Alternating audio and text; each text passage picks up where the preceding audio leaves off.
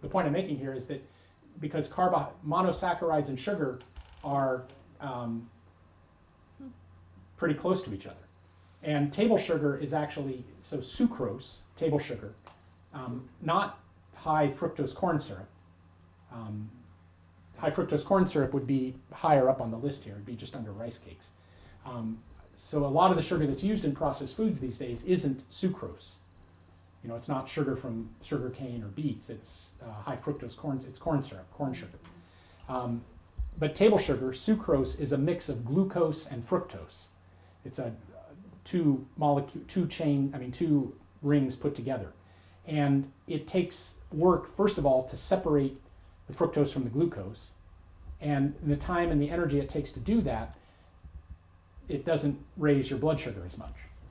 So then it's better to have apple because it requires more work. no, apples are just fructose.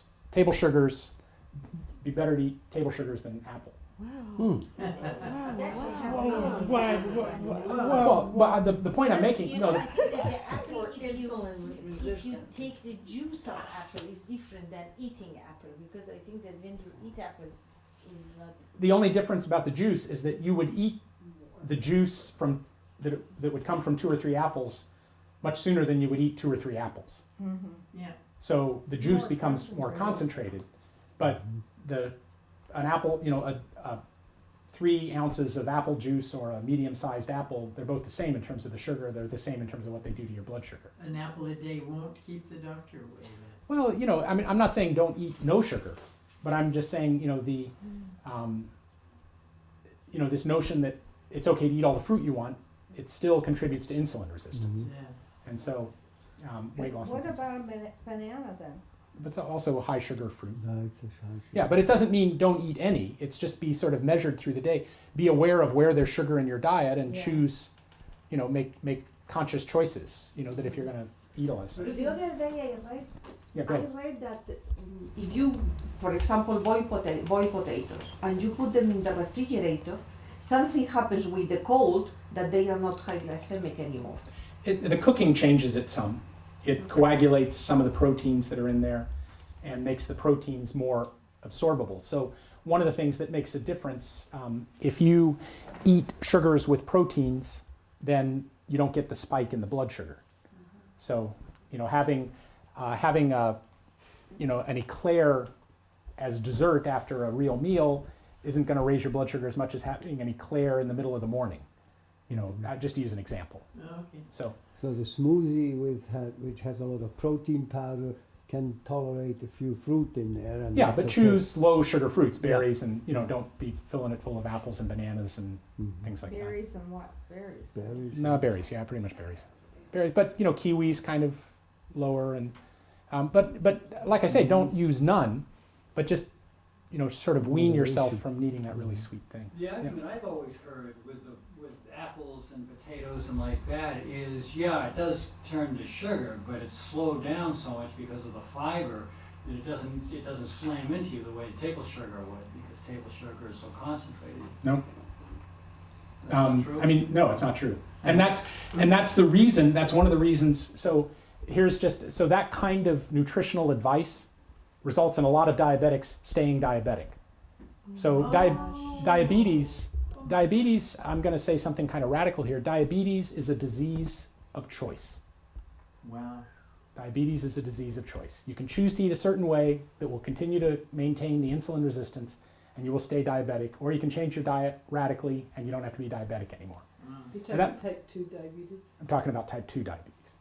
Well, even some type 1. The later onset type 1 can reverse as well, because type 1 diabetes, when it occurs later in life, is actually an autoimmune disease. So in the same way that Marisol dealt with her autoimmune disease, you can deal with type 1 diabetes that's an autoimmune disease. I've seen it happen over and over again. So, but at the end, the change is a radical change in diet. But so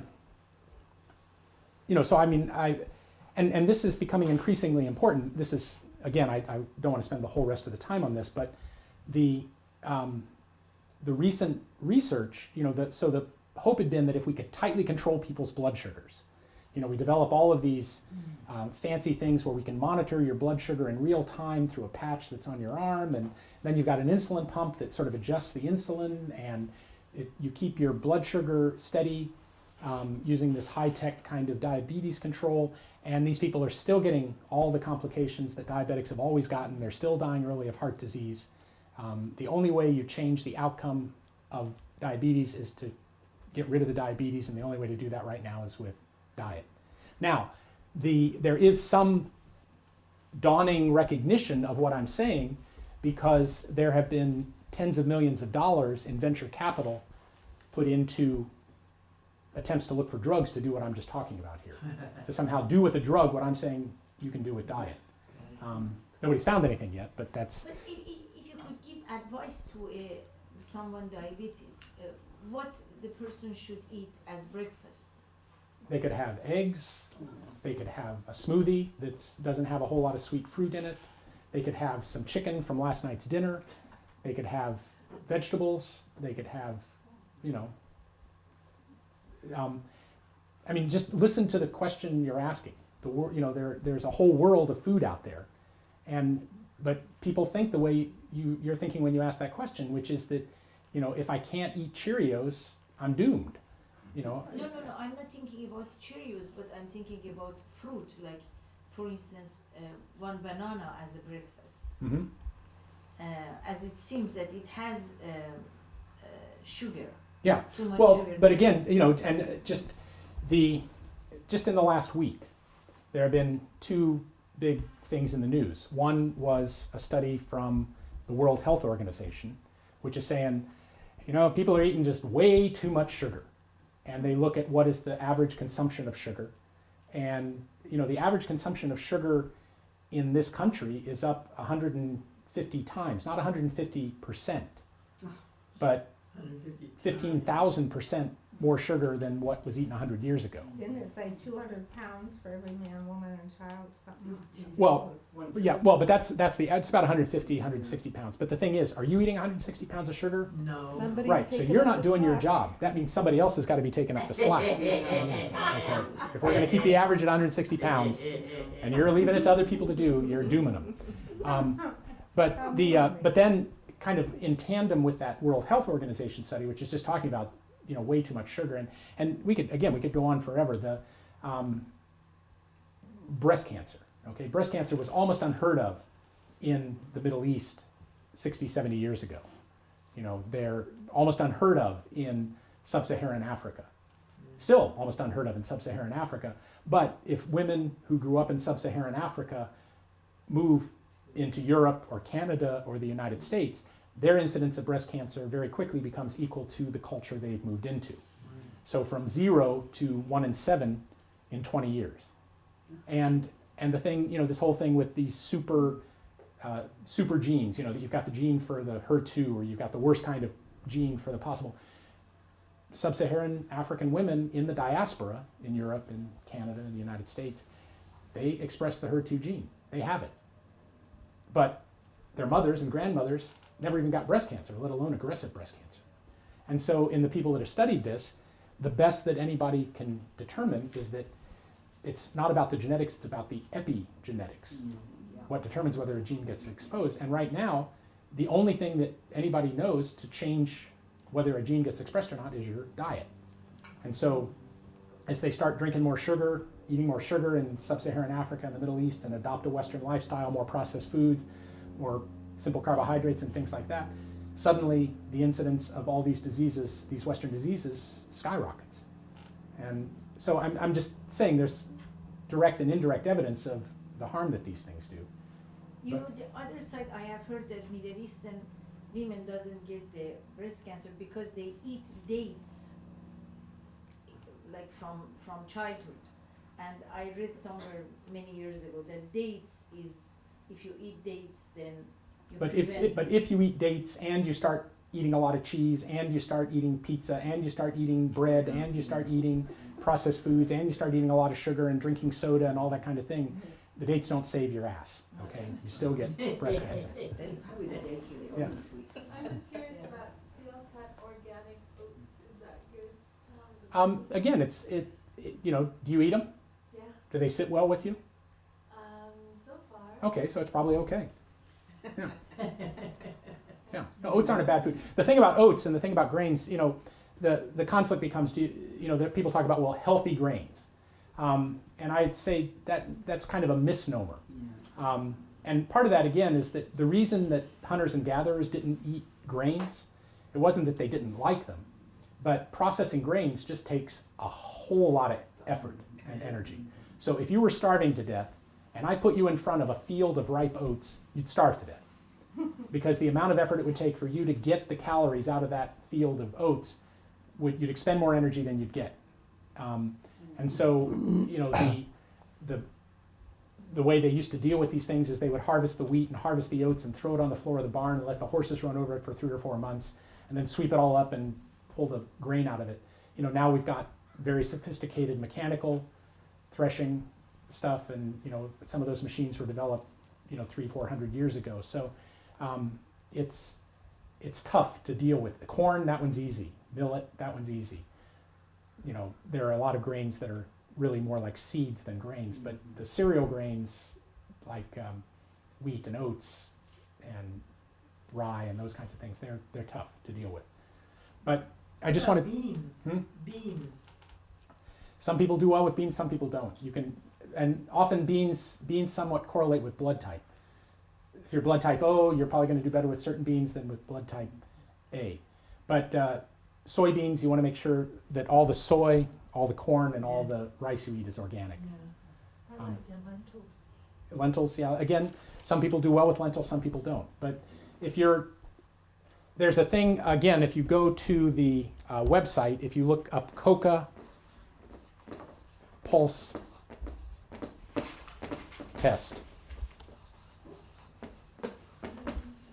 Coca Pulse Test. Anybody ever heard of that? Okay.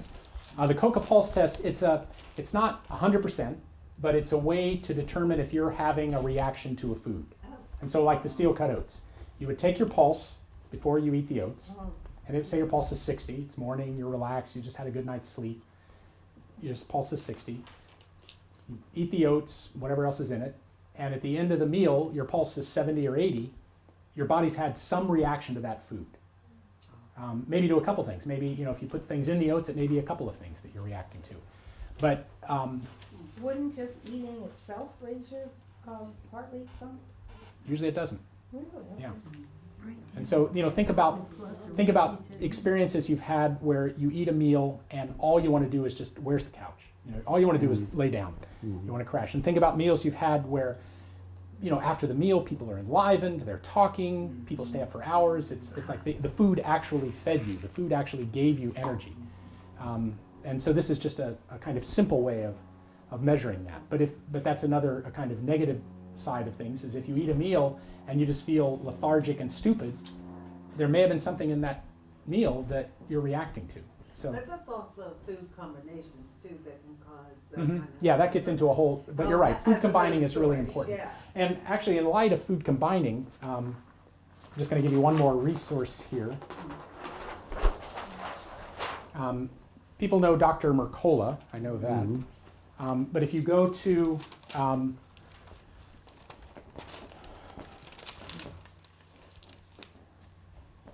products, don't put a www in front of it because he doesn't have that page set up for that.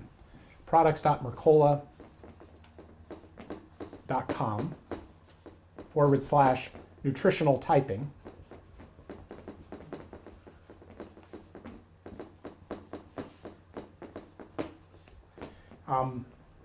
This isn't about food combining, but it is.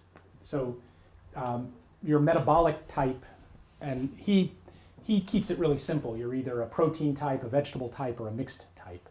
But how you would combine foods, what you would choose to eat, it's just another approach to some data of before, you know, without knowing where to begin, where might you begin in terms of experimenting with these foods? What would be good foods for you or not? And so he offers this test now for free. You do have to, if you're not already subscribed to his website, you have to subscribe, which is free. But so it's a way to get a little more information, and then he's got some follow-up information, which kind of leads into the final thing I wanted to talk about here, which is how are you going to maintain this? You know, how are you going to do this? And there's no one answer to that, no right answer to that. But